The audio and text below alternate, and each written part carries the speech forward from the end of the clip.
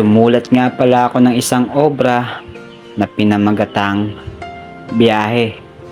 Patungkol to sa mga driver sa kalye tulad ng tricycle driver, jeepney driver, motorcycle driver at iba pa. Pasensya na kayo kung may maririnig kayong tilaok ng manok.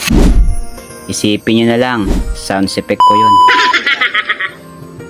Tara, biyahe tayo patungo sa lugar kung saan natin gustong pumunta. Pero teka muna, yung manok pagsasabihan ko muna. Kung napapansin nyo sa bawat voice over ko, laging may manok na kasama.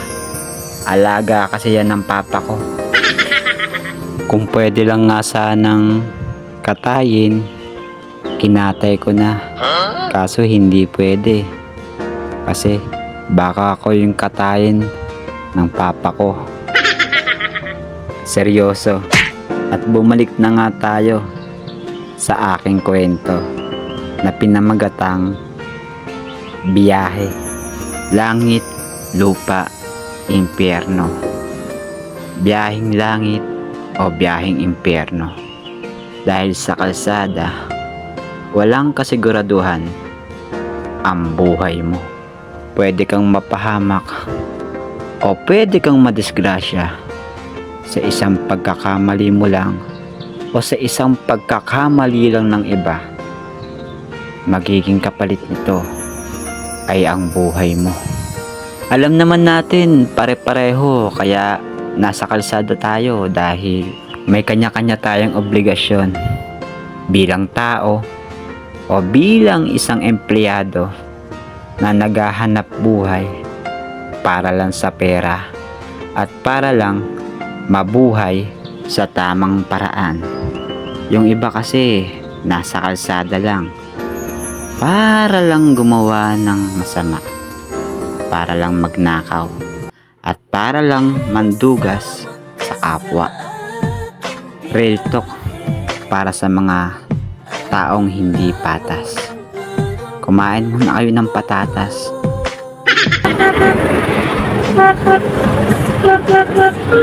Kung gagawa kayo ng masama o hindi patas, piliin nyo naman yung mayaman. Huwag yung kapwa nating mahirap. Kasi sa mayaman, mawalan man sila, babaliwalain lang nila yun. Pero sa kapwa nating mahihirap, pag nawalan tayo ng isang bagay, lalo na pag pera, malaking bagay at malaking kawalan sa atin yun. Hindi biro ang magmaneho patungo sa impyerno. Buhay namin ang nakasalalay sa araw-araw na nagdadasal na lang kami na sana makauwi pa kami ng buhay sa mga pamilya namin. Sa araw-araw na pinagdarasal na lang namin na sana walang mangyaring masama sa amin. Kung pwede nga lang sana na sila na lang kunin mo, Lord, yung gumagawa ng di tama sa kapwa nila, Lord. Sila na lang. Pero mali. Mali ang humiling ng mali. Gets nyo ba? Parang ako, naguluhan din. Biro lang.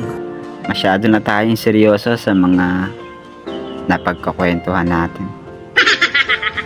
Huwag kayong maniwala sa kwento. Kwento niya lang yan. Pero hindi yan totoo. Maniwala kayo sa kung ano yung nakikita nyo, hindi sa ibang tao. At bumalik na nga tayo sa ating kwento. Kwento ng pagtilaok ng manok. Seryoso, pera biro. Mahirap maging isang biyahero.